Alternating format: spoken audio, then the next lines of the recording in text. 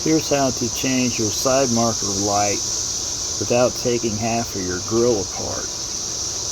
You can see it's only 3 inches down in there. Just get a hold of it with a screwdriver and turn it.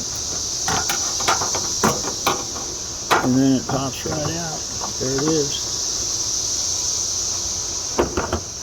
Reach down in behind here and find the wire.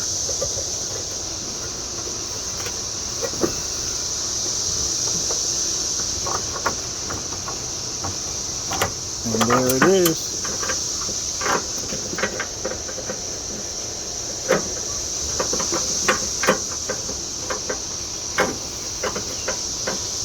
Well, there's other issue here.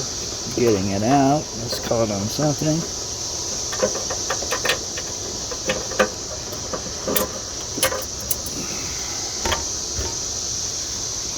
There's your side marker. Pop that out.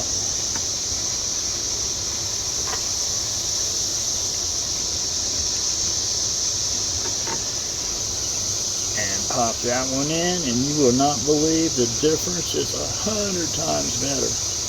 Check it out. It might take you 10 or 15 minutes to fish it back in, and you can do it with a couple screwdrivers.